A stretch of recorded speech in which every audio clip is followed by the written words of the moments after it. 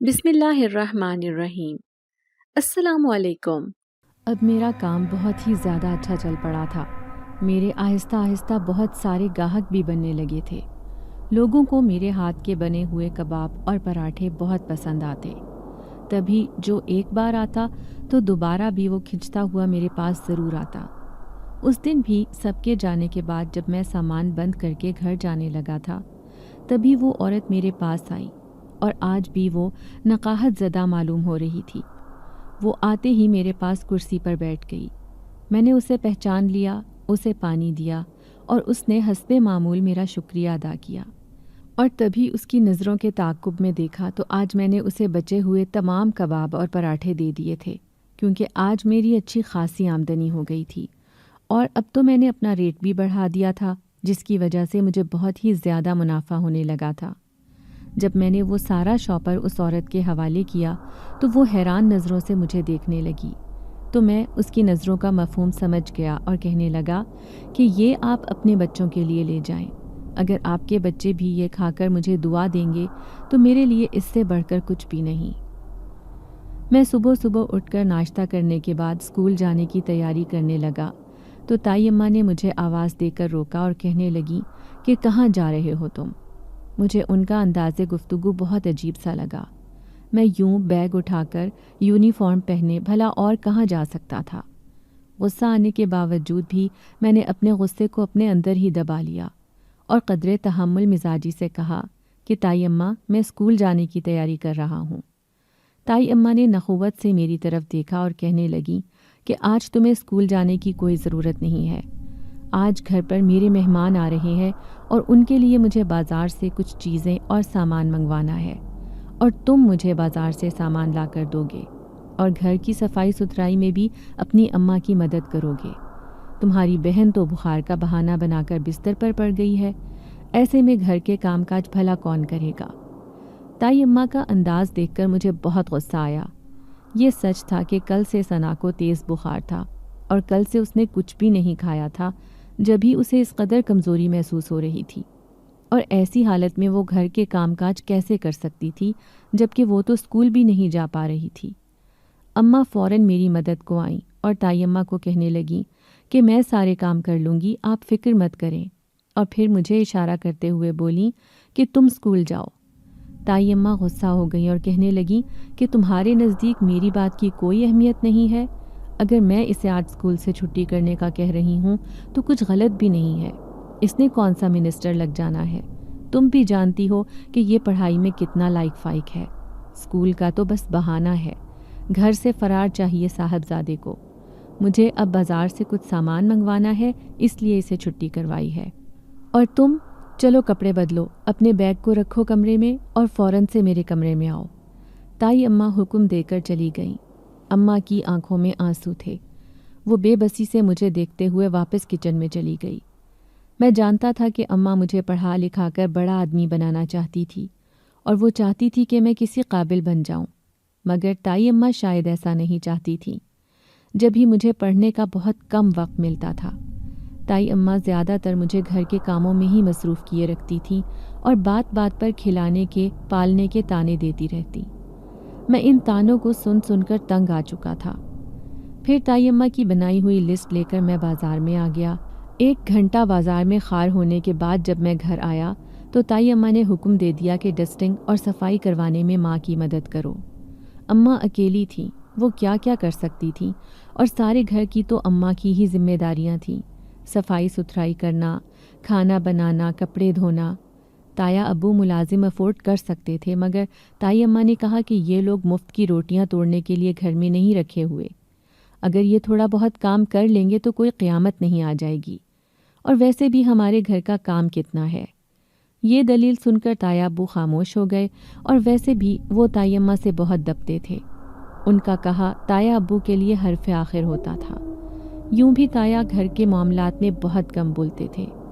سارا دن اماں گھن چکر بنی رہتی اور جب کمرے میں آتی تو تھک ہار کر لیٹتے ہی سو جاتی، اور ہمیشہ کی طرح میں بستر پر دراز ہوتے ہی سوچوں کے تانے بانے بننے لگا تھا کہ ہم یہاں پر کب تک رہیں گے۔ اس طرح محتاجوں کی طرح زندگی گزارنا مجھے پسند نہیں تھا۔ کچھ دنوں میں میرے میٹرک کے پیپرز ہونے والے تھے۔ میرا ارادہ تھا کہ میں اس بار اچھے نمبرز لے کر پاس ہو سکوں، کیونکہ 9th کلاس میں بھی میرے بمشکل پاسنگ مارکس آئے تھے، اور اگر 10th کلاس میں اچھے نمبر لے لیتا تو میرا گریڈ بن سکتا تھا۔ یہی سوچ کر میں بہت زیادہ محنت کر رہا تھا۔ گھر میں مجھے بالکل بھی پڑھنے کا ٹائم نہیں ملتا تھا۔ جیسے ہی میں کتاب لے کر بیٹھتا تو تائی اماں فوراً سے کسی نہ کسی کام کے لیے اٹھا دیا کرتی تھی، اور پھر آدھی رات تک میں بیٹھ کر پڑھائی کرتا رہتا۔ خدا خدا کر کے پیپرز میرے اچھے ہو گئے تھے، اور اب میں سوچ رہا تھا کہ میں کوئی شارٹ کورس کر لوں۔ اور جب میں نے تایا ابو سے اس بارے میں بات کی تو تایا ابو سے پہلے تائی اماں بول پڑی، تم لوگوں کو خدا کا خوف ہے؟ ہم کیا کیا کریں؟ تم لوگوں کی رہائش کا بھی بندوبست کریں، تم لوگوں کو کھلائیں پلائیں بھی، ہم تمہاری پڑھائیاں بھی ہم ہی لوگ کروائیں، اور اب تم خیر سے میٹرک تو کر ہی چکے ہو، اب تمہیں خود اپنے پیروں پر کھڑا ہونا چاہیے، تمہیں کچھ چھوٹا موٹا ہنر سیکھنا چاہیے، اپنی پڑھائی کا خرچہ خود اٹھانا چاہیے۔ کیا تم ساری زندگی یوں بھکاریوں کی طرح ہم لوگوں کے آگے ہاتھ پھیلاتے رہو گے؟ تائی اماں کے سخت الفاظ سن کر میں خاموشی سے کمرے سے باہر نکل آیا۔ میرے لیے بھی ایسی زندگی گزارنا آسان نہیں تھا، اسی لیے میں نے اماں کے منع کرنے کے باوجود بھی دن کے وقت ایک سٹور پر سیلز مین کا کام کرنا شروع کر دیا تھا، اور شام کو میں گھر واپس آتا۔ جب مجھے پہلی تنخواہ ملی تو میں نے وہ سارے پیسے اماں کے ہاتھ پر رکھے۔ اماں کی آنکھوں میں آنسو آ گئے، اور وہ مجھے خود کے ساتھ لگاتے ہوئے بولیں کہ میں تو چاہتی تھی کہ میرا بیٹا افسر بنے، پڑھ لکھ کر کسی قابل بنے۔ اگر تم یہی سب کچھ کرتے رہے تو تم پڑھو گے کب؟ تمہاری پڑھائی کا وقت کیسے نکلے گا؟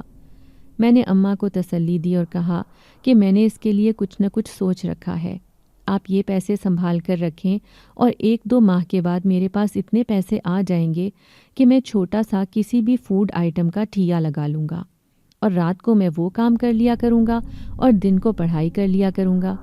اس طرح سے آسانی سے میری پڑھائی کا خرچہ پورا ہوتا رہے گا، اور چند گھنٹے محنت کرنے کے بعد میں اس قابل ہو جاؤں گا کہ آپ کے اور اپنے خرچے خود اٹھا سکوں۔ اماں کے چہرے پر میرے لیے واضح فخر کا تاثر تھا، اور انہیں خوش دیکھ کر میں بھی مطمئن ہو گیا، اور اب میں دل لگا کر کام کر رہا تھا۔ میرے مالک مجھ سے بہت خوش تھے۔ اب میں نے اتنی رقم جمع کر لی تھی کہ میں نے اسی سٹور کے پاس ایک چھوٹا سا کباب اور پراٹھوں کا ٹھیہ بنا لیا تھا۔ دکان کے مالک نے میری بہت مدد کی تھی، کیونکہ انہیں بھی میرے حالات پتہ تھے، اور ان کی مدد کی وجہ سے یہ ممکن ہوا تھا۔ اس مقصد کے لیے میں نے اپنے ساتھ ایک لڑکا بھی رکھ لیا تھا جو کہ میری اس کام میں مدد کرواتا تھا۔ کچھ دن تک تو میرا یہ کام مندہ جا رہا تھا۔ اس دن میں اپنے ٹھیے پر اکیلا تھا۔ آج میرے ساتھ کام کرنے والا لڑکا نہیں آیا تھا۔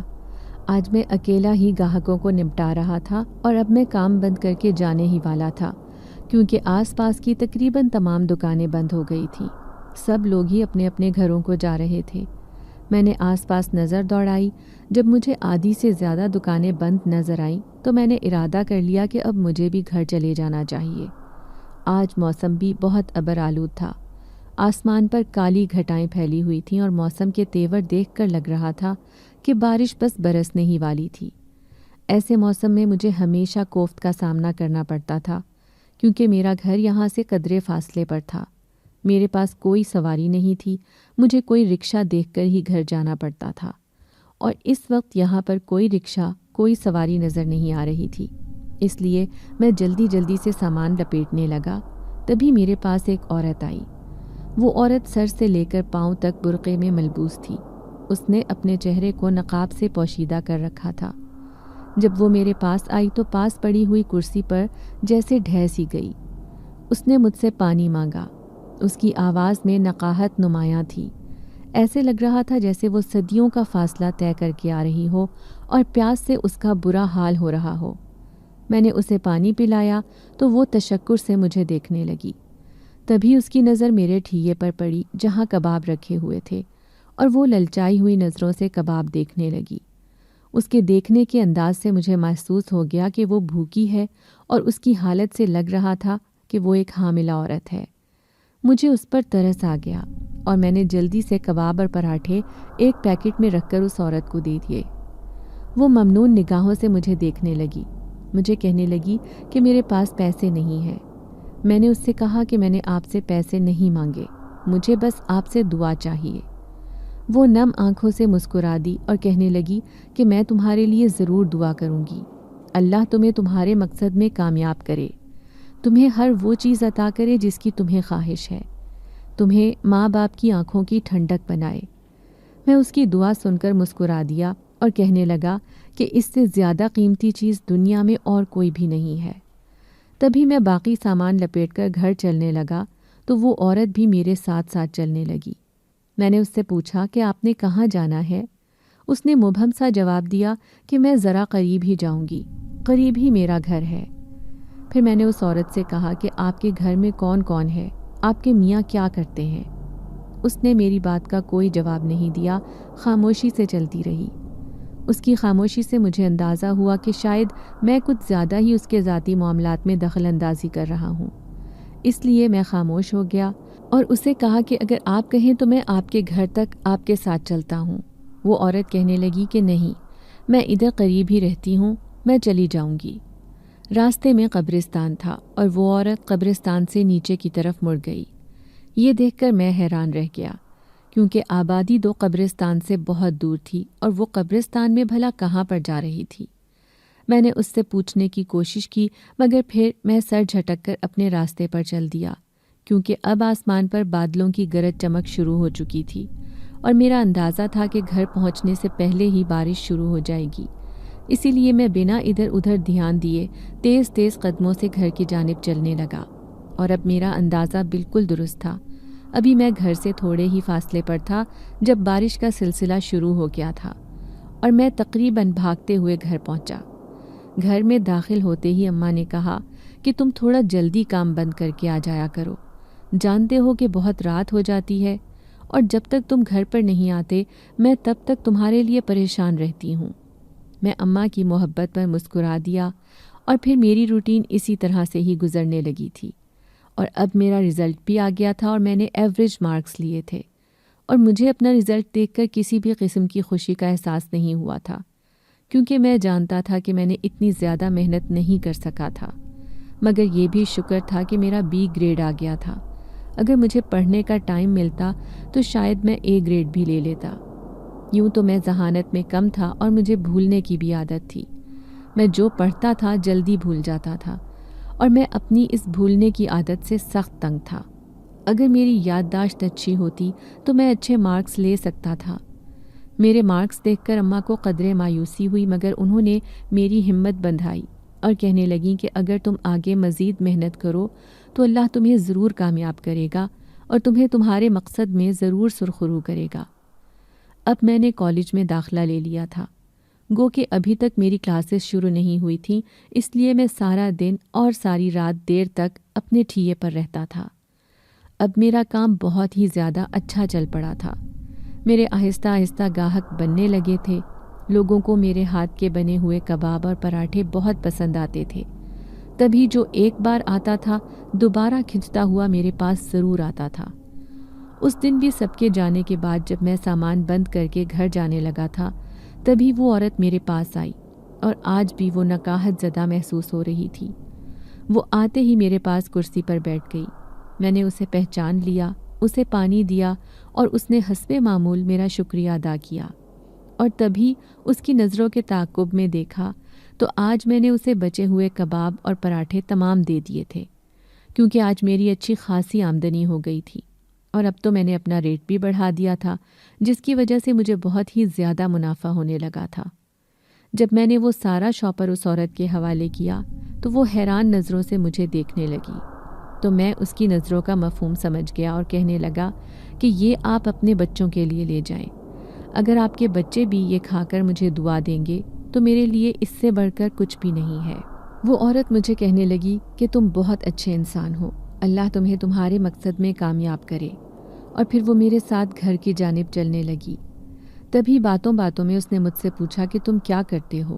میں نے اسے بتایا کہ میں پڑھائی کر رہا ہوں، میری ماں کا خواب ہے کہ میں پڑھ لکھ کر بڑا آدمی بنوں، مگر مجھے لگتا ہے کہ شاید میں اپنی ماں کے اس خواب کو پورا نہ کر سکوں۔ وہ عورت مجھے حیران نظروں سے دیکھنے لگی اور کہنے لگی کہ ایسا تم کیوں کہہ رہے ہو؟ میں نے اسے کہا کہ کیونکہ میری یادداشت بہت کمزور ہے، میں جو یاد کرتا ہوں جلدی بھول جاتا ہوں اور مجھے زیادہ پڑھنے کا ٹائم بھی نہیں ملتا۔ اگر میں بار بار ایک چیز کو ریپیٹ کرتا رہوں تو وہ چیز مجھے یاد رہ جاتی ہے، مگر اتنا میرے پاس ٹائم ہی نہیں ہوتا۔ میں چاہتا ہوں کہ میری یادداشت ایسی ہو کہ میں ایک نظر اگر کسی چیز کو دیکھوں، اس کو پڑھوں تو وہ مجھے ذہن نشین ہو جائے۔ وہ عورت کہنے لگی کہ یہ تو اتنی مشکل بات نہیں ہے، میں تمہاری یہ خواہش پوری کر سکتی ہوں۔ میں نے چونک کر اسے دیکھا اور کہا کہ کیا آپ سچ کہہ رہی ہیں؟ تبھی وہ کہنے لگی ہاں، میں سچ کہہ رہی ہوں۔ کل میں تمہیں ایک جڑی بوٹی لا کر دوں گی۔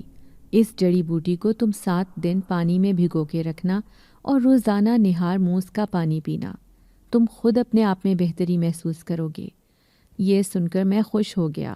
اس سے کہنے لگا کہ اگر ایسا ہو جائے تو میں سمجھ جاؤں گا کہ میری زندگی کا آدھا مسئلہ تو حل ہو گیا ہے، کیونکہ جب میں پڑھ نہیں پاتا، میرے نمبر کم آتے ہیں تو مجھے اماں سے شرمندگی کا احساس ہوتا ہے۔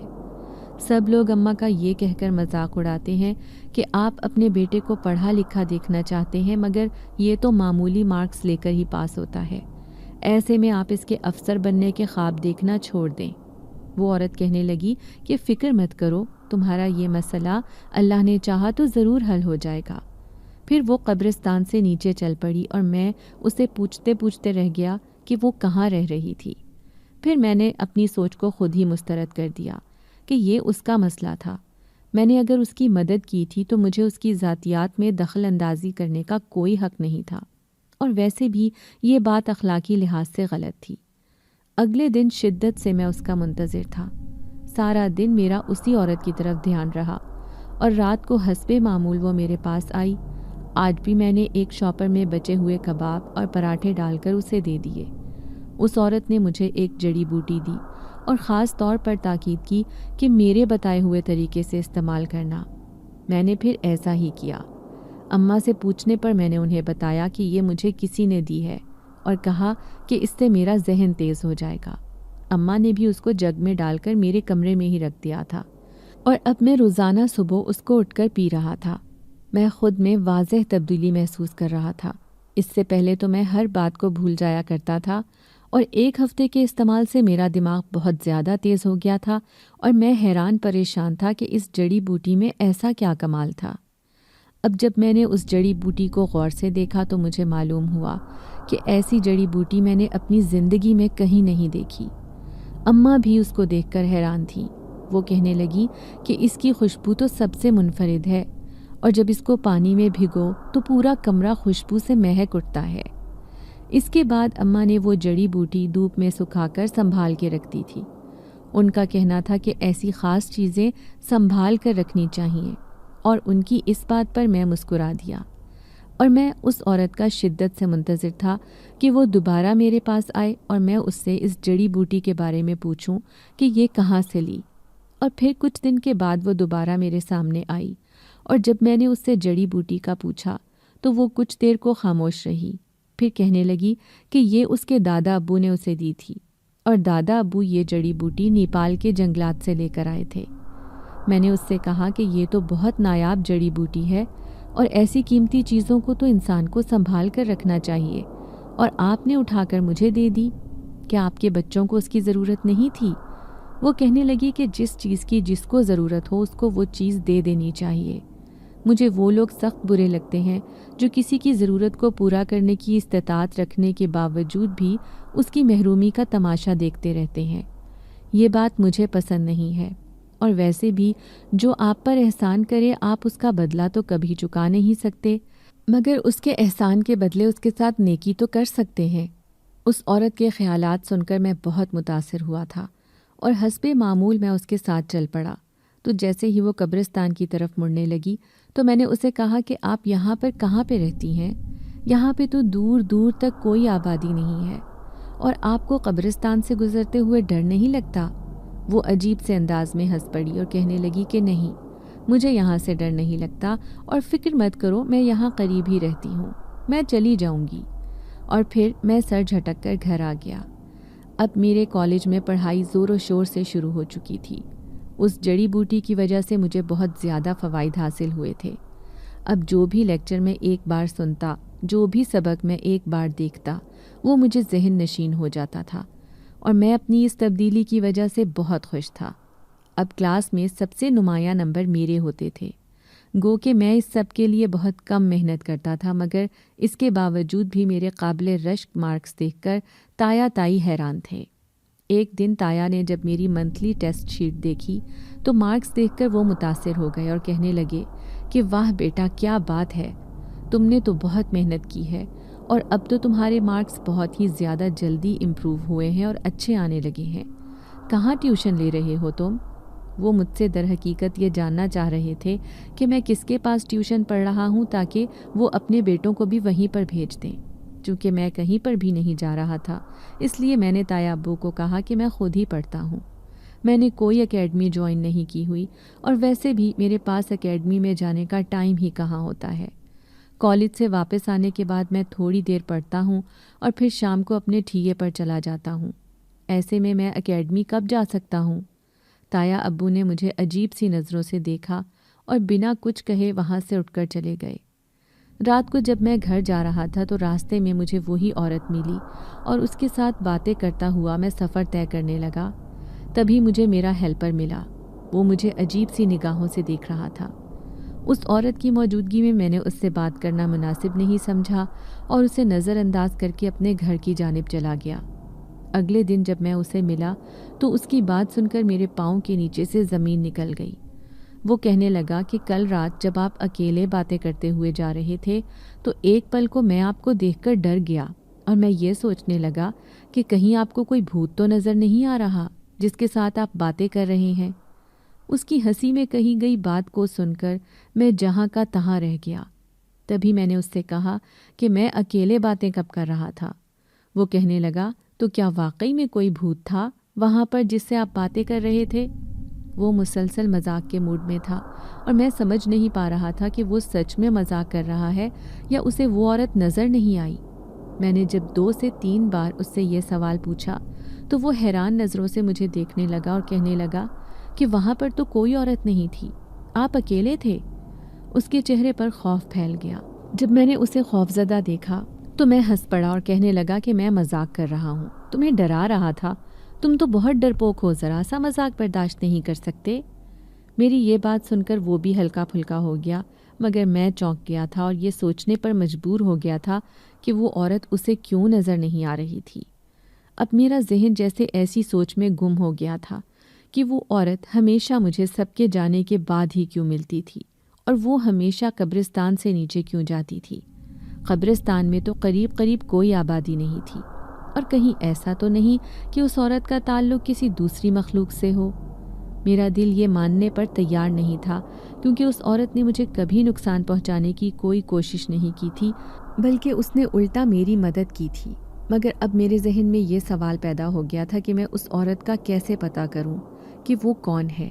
اگر وہ جن ہے یا دوسری مخلوق سے اس کا تعلق ہے تو بھی میں اس کی حقیقت جاننا چاہتا تھا۔ مگر کافی دنوں سے وہ دوبارہ میرے ٹھیے پر نہیں آئی تھی اور میں نے سوچ لیا تھا کہ جب بھی وہ یہاں پر آئے گی میں بنا اسے کسی بات کا احساس دلائے، بنا کچھ پوچھے اس کا پیچھا کروں گا اور اس کا سچ جاننے کی کوشش کروں گا۔ اب میرا کام اچھا چل پڑا تھا اور میں سوچ رہا تھا کہ اماں اور ثنا کو لے کر میں کہیں اور چلا جاؤں۔ جب یہی بات میں نے اماں کے سامنے کی تو اماں کی آنکھوں سے آنسو بہنے لگے اور وہ کہنے لگی کہ کیا تم بھول گئے ہو کہ یہ گھر ان لوگوں کا نہیں بلکہ ہمارا ہے اور ہم اپنے ہی گھر میں ملازموں کی حیثیت سے رہ رہے ہیں۔ یہ بات تو میں بھی جانتا تھا، مگر تایا ابو اور تائی کا تو پورے گھر پر کنٹرول تھا اور ایسے میں اماں کی شخصیت ان کے سامنے بالکل ہی دب کر رہ گئی تھی۔ اور ویسے بھی تایا ابو نے اس گھر کے جعلی کاغذات بنوا کر اپنے پاس رکھے ہوئے تھے اور اصلی کاغذات بھی ان کے قبضے میں ہی تھے، جن کے بارے میں ہم لوگ نہیں جانتے تھے کہ اصلی کاغذات کہاں ہیں۔ تبھی میں نے اماں سے کہا کہ آخر آپ نے یہ سب کچھ تایا ابو کے نام کیوں کر دیا اور کیوں پسپائی اختیار کر لی؟ اماں نے گہری سانس لی اور کہنے لگی کہ آج سے 10 سال پہلے جب تم دونوں چھوٹے سے تھے میں اس گھر میں راج کرتی تھی۔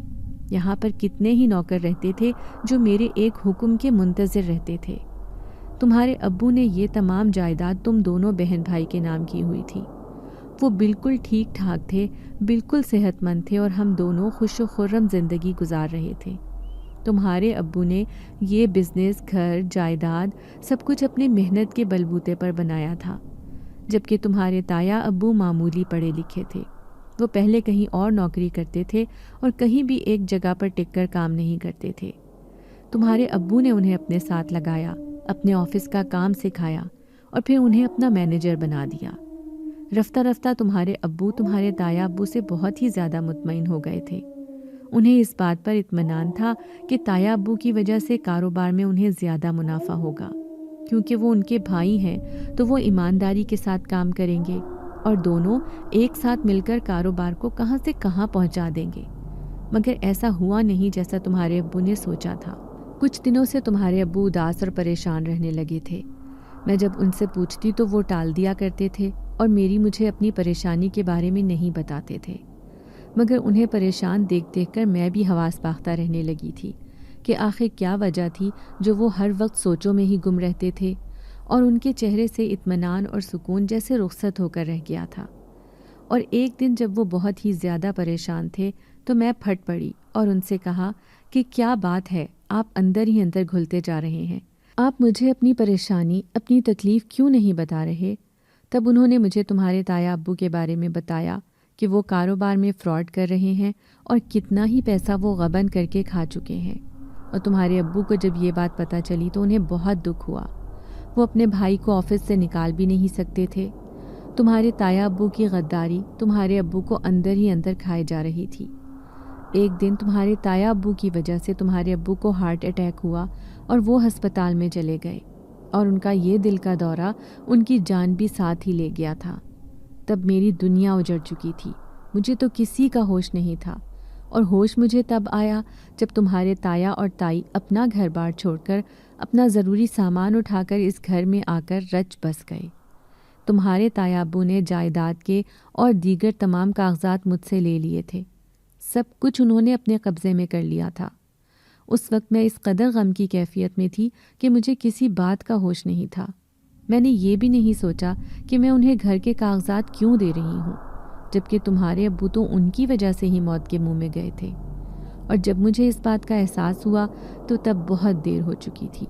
تمہارے تایا ابو گھر کے جعلی کاغذات بنا چکے تھے اور وہ ہر چیز پر قبضہ جما چکے تھے، اور تمہاری تائی بھی گھر کی کرتا دھرتا بن چکی تھی۔ جب میں نے بولنے کی کوشش کی تب مجھے اندازہ ہوا کہ میری پوزیشن تو بہت کمزور ہے۔ میں اپنے گھر میں ہی چوروں کی طرح رہنے لگی تھی، کیونکہ تمہارے تایا ابو نے مجھے دھمکی دے دی تھی کہ یہ تمام جائیداد ان کے نام ہے، کیونکہ بھائی کے بچے چھوٹے ہیں، جب تک وہ کسی قابل نہیں ہو جاتے تب تک اس جائیداد کو میں ہی سنبھالوں گا۔ انہوں نے تمہارے ابو کی جعلی وصیت نامہ بھی تیار کروا لیا تھا۔ وہ اس قدر بے خوف ہو گئے تھے، انہیں اللہ کا بھی ڈر نہیں رہا تھا، اور میں ان کی بے خوفی کو دیکھ کر اندر سے کانپ کر رہ گئی اور سوچنے لگی کہ اللہ اگر اسی جرم پر ان کی گرفت کر لے تو کون ہے جو ان کو اللہ کے عذاب سے چھڑوائے گا؟ مگر وہ کچھ بھی سوچنے سمجھنے پر تیار نہیں تھے۔ میں نے ایک بار انہیں اس بات پر خدا خوفی دلانے کی کوشش کی کہ یہ بچے یتیم ہیں اور یہ آپ کے بھائی کی اولادیں ہیں، آپ اپنے بھائی کی اولاد کے ساتھ ایسا کیسے کر سکتے ہیں؟ جواباً تمہاری تائی مجھے کہنے لگی کہ اگر تمہیں اس گھر میں رہنا ہے تو خاموشی سے رہنا ہوگا، ورنہ ہم تمہیں اس گھر سے نکال دیں گے، اور تمہارے تو میکے میں بھی کوئی نہیں ہے تو تم کہاں جاؤ گی؟ اگر عزت سے زندگی گزارنا چاہتی ہو تو چپ چاپ جیسے ہم لوگ کہتے ہیں ویسا کرتی جاؤ۔ پھر میرے پاس اس کے علاوہ کوئی راستہ نہیں تھا کہ میں اس گھر میں تیسرے درجے کے شہری کی طرح رہوں۔ وہ گھر جس میں میں مالکن تھی، میرے آگے کتنے ہی نوکر کام کرتے تھے، انہوں نے ایک ایک کر کے سب ملازموں کو گھر سے نکال دیا اور گھر کی ساری ذمہ داریاں میرے سر پر ڈال دیں۔ تم کیا سمجھتے ہو؟ کیا مجھے اس چیز کا دکھ نہیں ہے؟ کیا مجھے احساس نہیں ہے کہ میرے بچوں کے ساتھ زیادتی ہو رہی ہے؟ میں تو ایک ماں ہوں، اور ماں کے اپنے بچوں کے لیے کیسے جذبات ہوتے ہیں اس کو سمجھنا اتنا مشکل کام نہیں ہے۔ تبھی تو میں یہ چاہتی ہوں کہ تم کسی قابل بن جاؤ، خود کو ثابت کرو۔ میں یہ نہیں کہتی کہ تم اپنے تایا ابو کے دو بدو کھڑے ہو جاؤ، مگر تم اتنا اعتماد خود میں پیدا کر لو کہ تم اپنے حق کے لیے بولنا سیکھ لو۔ اماں کی باتیں سن کر مجھے بھی اندازہ ہو گیا کہ تایا ابو بہت شاطر دماغ کے ہیں اور ان سے اپنی یہ تمام دولت جائیداد واپس لینا کوئی آسان کام نہیں تھا۔ اب اللہ ہی ان کے دل میں رحم پیدا کر دیتا، اللہ ہی کوئی معجزہ دکھا دیتا تو شاید ہمیں یہ سب کچھ واپس مل جاتا۔ زیادہ دکھ مجھے ثنا کی وجہ سے ہوتا تھا۔ جب تائی اماں اس کے ساتھ ملازموں جیسا سلوک کرتی اور جب تائی اماں کے بچے میری اماں کے ساتھ بدتمیزی کرتے تو یہ باتیں میں برداشت نہیں کر سکتا تھا۔ اس دن میں کالج سے واپس جب آیا تو اماں کمرے میں سو رہی تھیں۔ ثنا مجھے کہیں بھی نظر نہیں آ رہی تھی۔ میں وہاں سے ثنا کو ڈھونڈتے ہوئے گھر کے اندرونی حصے کی طرف جب آیا تو ایک کمرے سے مجھے ثنا کے اونچا اونچا بولنے کی آواز سنائی دی۔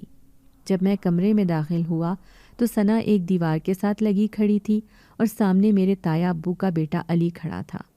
ثنا کا دوپٹہ علی کے ہاتھ میں تھا اور وہ اس کے ساتھ اس قدر گھٹیا بات کہہ رہا تھا کہ میرا دماغ گھوم گیا اور میرا ہاتھ بے اختیار اس پر اٹھ گیا تھا۔ میں اس کو گھسیٹتے ہوئے کمرے سے باہر لے آیا، اس کو بہت بری طرح سے مارا۔ اس کے شور کی آواز سن کر پورا گھر اکٹھا ہو گیا۔ تائی اماں مجھے دیکھتے ہی غصے سے بولنے لگی، تم ہمارے ٹکڑوں پر پلتے رہے اور ہمارے ہی بیٹے پر تم ہاتھ اٹھا رہے ہو، تمہاری ہمت کیسے ہوئی؟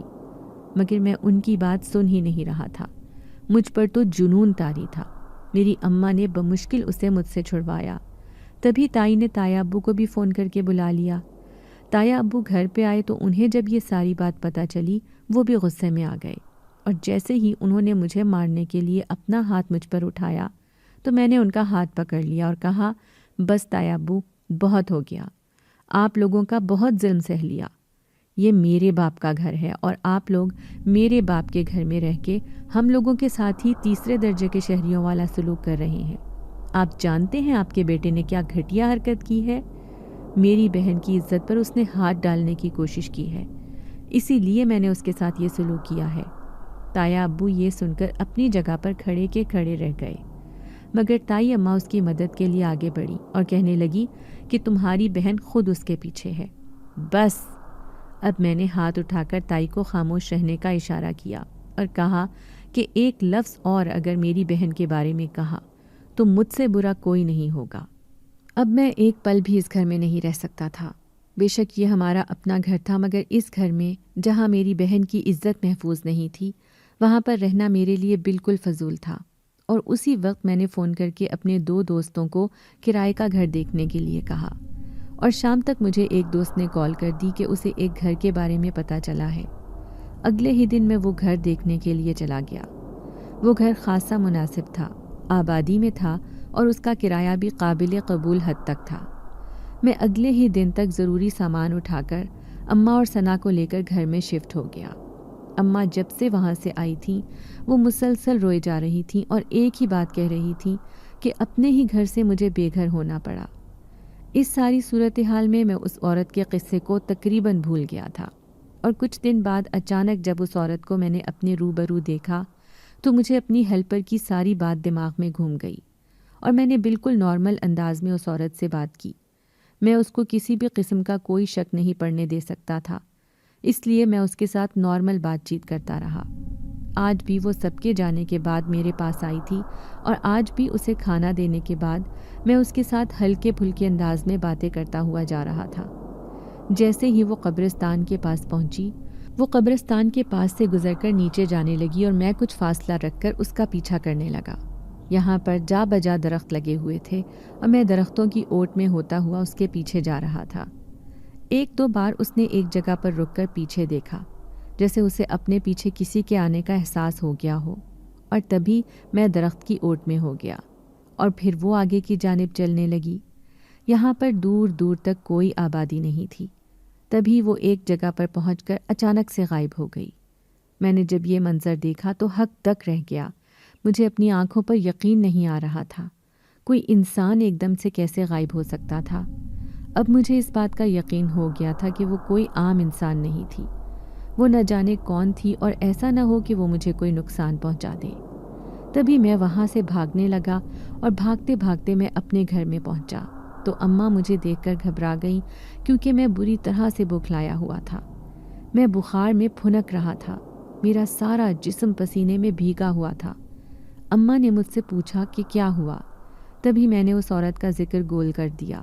میں جانتا تھا کہ اماں کو یہ بات بتائی تو وہ پریشان ہو جائیں گی، اور انہیں کہا کہ میری طبیعت تھوڑی خراب ہے، آرام کرنا چاہتا ہوں۔ اس کے بعد ساری رات مجھے اسی عورت کے بارے میں خیال آتا رہا۔ پوری رات میری آنکھوں میں کٹی اور اگلے دن مجھ سے بستر سے اٹھنے کی ہمت ہی نہیں ہو پا رہی تھی۔ اماں مجھے زبردستی ڈاکٹر کے پاس لے کر گئیں۔ ڈاکٹر نے مجھے دوا دی اور جب میں گھر واپس آیا تو دوا لینے کے بعد میں خود کو کافی بہتر محسوس کر رہا تھا، مگر جو منظر میں نے دیکھا تھا وہ مجھے اپنی جگہ پر خوفزدہ کیے جا رہا تھا، اور مجھے یہی ڈر تھا کہ کہیں وہ مجھے اور میرے گھر والوں کو نقصان نہ پہنچا دے۔ گو کہ ابھی تک اس نے ایسا کچھ بھی نہیں کیا تھا جس سے مجھے کوئی تکلیف ہو، مگر میں یہ تو جان گیا تھا کہ وہ انسان نہیں تھی، اور دوسری مخلوق کا کیا اعتبار؟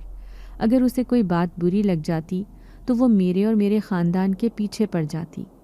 کچھ دن تک میں گھر میں ہی رہا، میں گھر سے باہر نکلنے کی ہمت ہی نہیں کر پا رہا تھا۔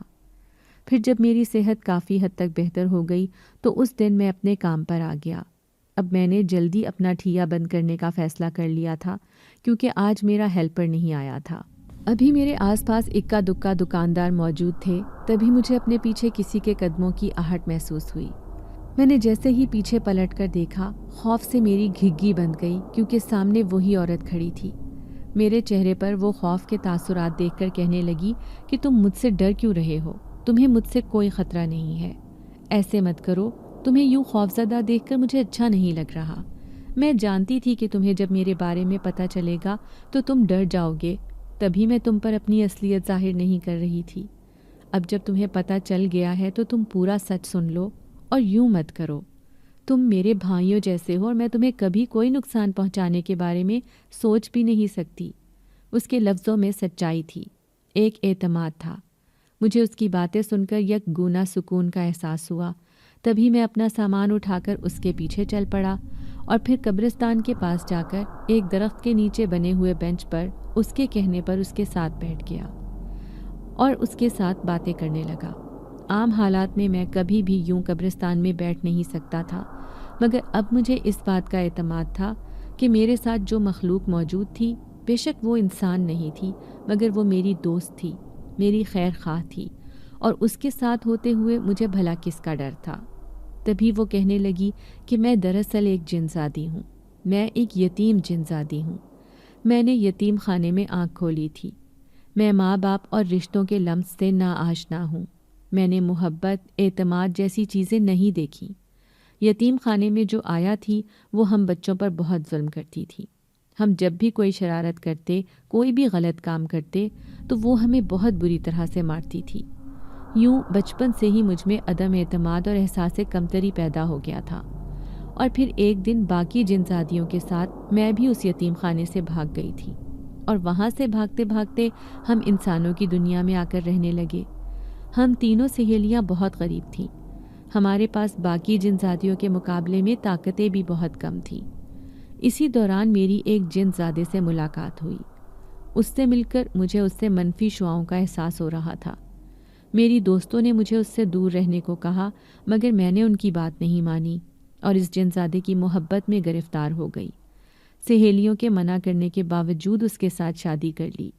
اس دوران میری دونوں دوستیں بھی واپس اپنی دنیا میں چلی گئی تھیں اور انہوں نے وہیں پر رہائش رکھ لی تھی۔ ان کی بھی شادیاں ہو گئی تھیں اور اب میرا ان کے ساتھ کوئی تعلق نہیں تھا، کیونکہ میرے شوہر کے ساتھ ان کی ایک بار زبردست لڑائی ہوئی تھی اور اس کے بعد انہوں نے مجھ سے بھی لا تعلقی اختیار کر لی۔ میرا شوہر بہت نکھٹو تھا، وہ کوئی کام کاج نہیں کرتا تھا۔ اپنی اور بچوں کی ذمہ داری اٹھانے کے لیے مجھے بہت زیادہ محنت کرنی پڑتی تھی۔ یہاں پر انسانوں کی دنیا میں ہم لوگ انسانوں کی طرح ہی رہتے تھے، اور میں اپنی ضروریات کو پورا کرنے کے لیے لوگوں کے گھروں میں کام کرتی تھی اور مشکل سے اپنا اور بچوں کا پیٹ پالتی تھی۔ اور ایک دن میرا شوہر معمولی سی بات پر مجھ پر غصہ کر کے طلاق دے کر اپنی دنیا میں واپس چلا گیا، اور میں یہاں پر واپس جاتی بھی تو کس کے پاس جاتی؟ اس دنیا میں تو میرا کوئی بھی نہیں تھا۔ میں نے تو اپنے ماں باپ کو بھی نہیں دیکھا تھا۔ میں نے یتیم خانے کی آیا سے اپنے ماں باپ کا پوچھا تو آیا کا کہنا تھا کہ وہ میرے ماں باپ کے بارے میں کچھ بھی نہیں جانتی۔ پھر مجھے پتہ چلا کہ میرا شوہر ایک سنگین بیماری میں گرفتار ہو کر جان سے ہاتھ دھو بیٹھا ہے۔ اب میں بھی بیمار رہنے لگی تھی، میں کام کاج نہیں کر سکتی تھی اور میں حاملہ بھی تھی۔ تبھی میں تم سے بچوں کے لیے کھانا لینے تمہارے پاس آتی تھی، کیونکہ میرے بچے بھوکے تھے اور اس حالت میں زیادہ کام کاج بھی نہیں کر سکتی تھی۔ اور جب کبھی میری طبیعت خراب ہوتی تو کام پر نہ جا سکنے کی وجہ سے میرے بچے بھوکے رہتے تھے، اور اس دن میں تمہارے پاس آ کر ان کے لیے کھانا لے جاتی تھی۔ تمہارے لیے میرے دل سے دعا نکلتی تھی کہ اللہ تمہیں ہمیشہ کامیاب کرے۔ اور اسی دوران شاہ جنات کو میرے حالات کے بارے میں پتہ چلا تو انہوں نے مجھ سے ہمدردی ظاہر کی اور پھر انہوں نے مجھے اپنے گھر نوکری کے لیے رکھ لیا۔ اب انہوں نے ایک جن زادے کے ساتھ میری شادی طے کر دی ہے۔ اب میں بھی ہمیشہ کے لیے اپنی دنیا میں واپس جا رہی ہوں، اب اپنے بچوں کے ساتھ وہیں پر رہوں گی۔ اس جن زادی کی باتیں سن کر مجھے اس سے سچ میں ہمدردی کا احساس ہوا تھا، اور دل ہی دل میں اس بات پر بھی خوش تھا کہ اس نے میری اس قدر مدد کی تھی کہ میں جو اپنے بھولنے کی عادت سے پریشان تھا، مجھے اس عادت سے چھٹکارا حاصل ہو گیا تھا۔ تبھی جب میں وہاں سے اٹھ کر گھر آنے لگا تو وہ جن زادی کہنے لگی کہ آج تمہیں اپنی زندگی کی بہت بڑی خوشی ملے گی اور میں تمہاری خوشی میں خوش ہوں۔ میں اس کی بات پر حیران سا ہو گیا اور بنا کچھ کہے گھر آ گیا۔ جب گھر آیا تو سامنے ہی تایا اور تائی بیٹھے ہوئے تھے۔ وہ دونوں عام حالات سے بہت مختلف لگ رہے تھے اور دونوں ہی بہت شرمندہ تھے۔ دونوں کی آنکھوں سے آنسو بہہ رہے تھے۔ ان کے سامنے ہی اماں سر جھکائے بیٹھی تھی اور وہ سب اپنی اپنی جگہ پر سوچوں میں گم تھے۔ جب میں کمرے میں گیا تو اماں نے مجھے اپنے پاس بٹھا لیا اور ایک فائل میرے حوالے کی۔ جب میں نے اس فائل کو دیکھا تو اس میں گھر کے اور باقی جائیداد کے کاغذات تھے۔ میں نے اماں کو سوالیہ نظروں سے دیکھا تو وہ کہنے لگی کہ یہ تمہارے گھر کے کاغذات تایا ابو نے واپس کر دیے۔ میں نے حیران نظروں سے تایا ابو کی طرف دیکھا اور اماں سے کہا کہ یہ کایا کیسے پلٹ ہوئی؟ آخر انہیں اپنی غلطیوں کا، گناہوں کا کیسے احساس ہو گیا؟ اماں نے میرے سر پر تھپڑ مارا اور کہنے لگی کہ بڑوں کے ساتھ اس طرح سے بات نہیں کرتے، اور ویسے بھی انہیں اپنی غلطیوں کا احساس ہو گیا ہے۔ تمہیں اپنے بڑوں کی عزت کرنی چاہیے۔ مگر میری حیرت بھی بجا تھی۔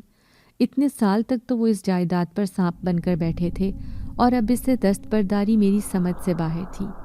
تبھی اماں نے بتایا کہ ان کے بیٹے علی کا ایکسیڈنٹ ہو گیا تھا اور وہ ہسپتال میں زندگی اور موت کی جنگ لڑتے لڑتے آخر کار جان کی بازی ہار گیا، اور تمہارے تایا ابو کو تب احساس ہوا کہ جس اولاد کے لیے وہ یہ گناہ کما رہے تھے وہ اولاد بھی ان سے چھن گئی تھی، اور زندگی تو عارضی ہے، ایک نہ ایک دن انسان نے اس دنیا سے لوٹ کر جانا ہے، اور تب اس کے ہاتھ سوائے اعمال کے اور کچھ بھی نہیں جائے گا۔ سچ شکر کہ تایا ابو کو اس بات کا احساس ہو گیا تھا اور انہوں نے پھر اپنی غلطیوں کا کفارہ ادا کر دیا۔ اس کے بعد تایا ابو اپنے چھوٹے بیٹے کو لے کر اپنے گھر میں شفٹ ہو گئے تھے۔ ان کے ساتھ کبھی کبھار کا ملنا ملانا ہوتا تھا، اور پھر گھر میں واپس آ کر ہم لوگوں نے نئے سرے سے اپنی زندگی کا آغاز کر لیا تھا۔ اگر آپ کو آج کی ہماری کہانی پسند آئی ہے تو اسے لائک کیجیے اور اپنے پیاروں کے ساتھ شیئر کیجیے، اور ہاں، اگر آپ نے ابھی تک ہمارا چینل سبسکرائب نہیں کیا تو ضرور کیجیے۔